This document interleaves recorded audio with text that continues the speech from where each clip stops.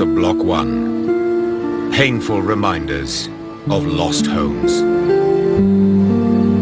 It's believed that there are 36 people trapped inside the ruins, but there is still uncertainty about these numbers.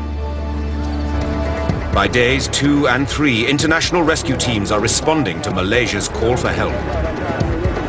We have no experience for a disaster of this magnitude. Experts fly in from Singapore, France and Japan. These highly experienced teams bring to the disaster site a battery of high-tech search and rescue equipment. The reinforced teams focus their attention on the service area stairwell that once linked the 2 towers of Block 1. This is where residents trying to escape should have fled. People would have, as soon as the building started to move and shudder, would have tried to escape. And obviously their form of escape would be the stairs. They would be somewhere on that staircase. Rescuers will tunnel towards the service block area from opposite sides.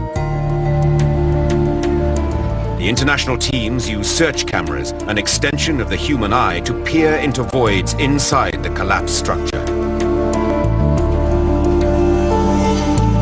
The French deploy their tracker dogs, able to detect any human trace. It's hoped that these new strategies will speed up the rescue of any survivors. Time is always the factor that all rescuers must take into consideration. You fight against time. We recognize that a human being can only survive for so long. Dehydration is the worst thing to fear. Course time is critical. As the rescuers redouble their efforts, the nagging anxiety that the other 2 blocks might suddenly fail deepens. Engineers have set up monitoring equipment to check for any sign of movement. On day 3, an alarm is raised from Block 2, sending everyone scurrying for shelter. It's collapsing, and everybody just ran. Can you imagine the rescuers all have to evacuate and quickly make their exit? But Block 2 remains resolutely vertical, and So Chai Hock confronts the man who sounded the alarm. Oh, why have you hit the alarm? And he pointed out to the building. And actually the clouds were moving. And he thought that the building was coming down. It was an optic illusion. It could be stress. So immediately I have him replaced. And I said, look, you can't have such thing going on. On the rescue site, work resumes. The French team use sensitive listening devices to try and find sounds of life deep inside the collapsed tower. Listening for very specific sound patterns. And the way they do it is by inducing a series of knocks which have a normal response. Now, if I gave the normal reaction would be, and that's the sort of pattern that they would use. On the evening of the 3rd day at 7:30, there's a sudden buzz of excitement. A member of the French team hears an answering pattern of knocks. The whole operation ceased to allow time to hear it clearly. The knocking sound is faint and intermittent, but Mike Rickard has never doubted what he heard. It was a very distinct reply, and I listened to it, and that reply was repeated and repeated. It sort of made the hairs at the back of my neck stand up. I mean, I could hear somebody somewhere in the vicinity was replying to this induced knock. The sound galvanizes the rescuers and raises hope among the waiting relatives. They heard knockings and I sort of believed that. Because it is possible for somebody to actually be knocking and respond to what the people are doing on top. That gave me hope. Now, all of Malaysia prays that the rescuers have at last found another survivor of Highland Towers.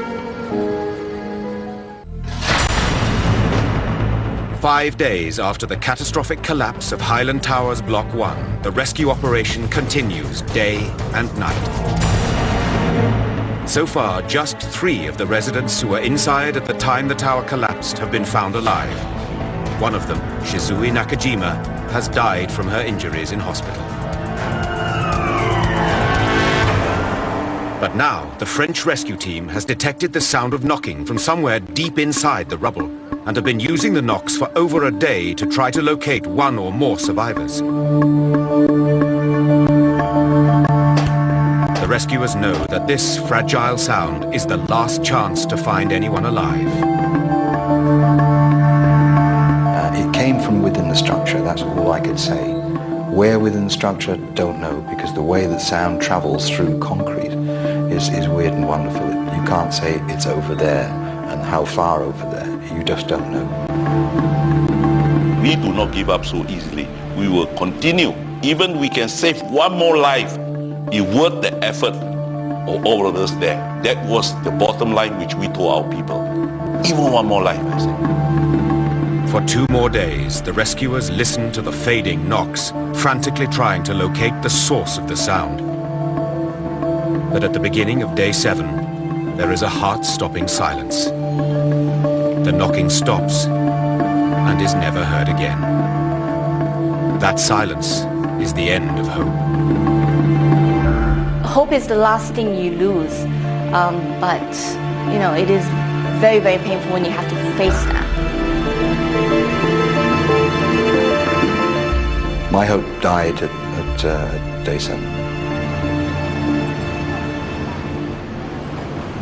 As that last knock faded, the wreckage of Highland Towers Block 1 becomes, instead of a trap, a tomb. Reluctantly, a decision is made to end rescue efforts and begin a search for the dead. The only way we knew we were going to quickly access any bodies was to go in with heavy machinery.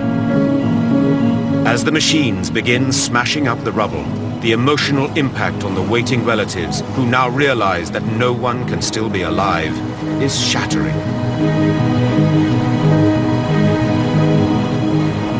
Big equipment come in and started to take stuff away. And that, emotionally to the families, that was devastating.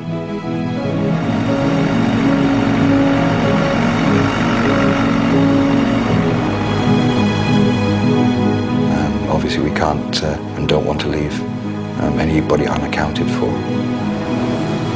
In this last phase of the operation, the search teams believe that there might be more than 50 victims inside the remains of Highland Towers.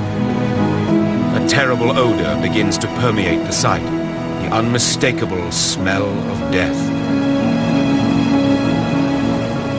You know, and with that smell, that death is there. And to the families, is it my son, is it my daughter, is it my mother or father? Nisa Bano prepares for the worst. Her sister, baby nephew and brother-in-law were all in Block 1. We were just waiting to hopefully get her body out and give her a proper burial, all of them, and all 3 of them. It reached a stage where we were waiting just for that. We managed to accept she may not be alive. We started basically at the base of the building, what we call level 1, because that was the way it was leaning.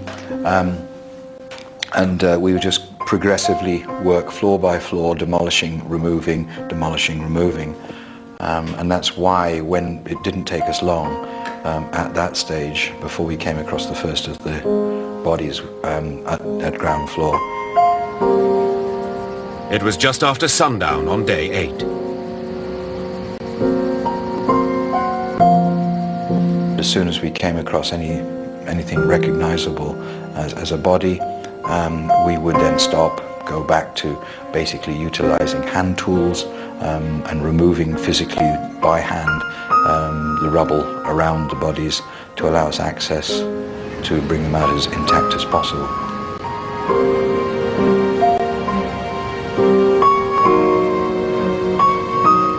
I remember watching the bodies being brought out by the workers, and they were all in various states of decomposition.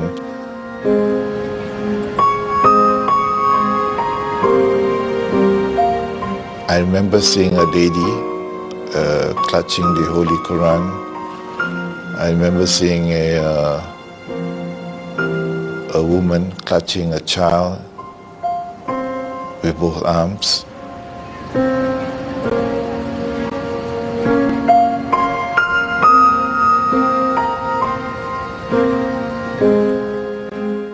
It's natural to protect your loved ones, and that last minute of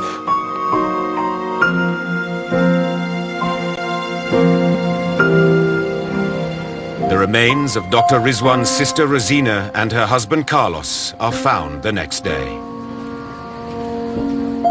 They found them in the staircase, somewhere between the third and second floor, together in an embrace.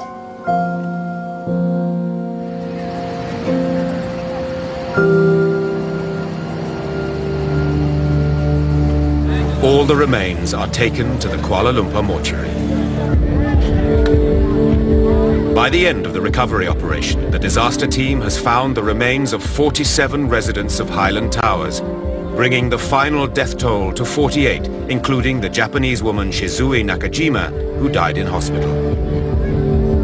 These numbers have fluctuated throughout the 12 days of the rescue, but 48 is now regarded as the official tally of victims. The families who have suffered such a devastating and unexpected loss now face ends of Block 1. Painful reminders of lost homes. It's believed that there are 36 people trapped inside the ruins, but there is still uncertainty about these numbers. By days 2 and 3, international rescue teams are responding to Malaysia's call for help. We have no experience. Time is always the factor that all rescuers must take into consideration. You fight against time. We recognize that a human being can only survive for so long. Dehydration is the worst thing to fear. Of course, time is critical. As the rescuers redouble for a disaster of this magnitude, experts fly in from Singapore, France and Japan. These highly experienced teams bring to the disaster site a battery of high-tech search and rescue equipment. The reinforced teams focus their attention on the service area stairwell that once linked the 2 towers of Block 1. The international teams use search cameras, an extension of the human eye, to peer into voids inside the collapsed structure. The French deploy their tracker dogs, able to detect any human trace. It's hoped that these new strategies will speed up the rescue of any survivors. This is where residents trying to escape should have fled. People would have, as soon as the building started to move and shudder, would have tried to escape. And obviously their form of escape would be the stairs. They would be somewhere on that staircase. Rescuers will tunnel towards the service block area from opposite sides.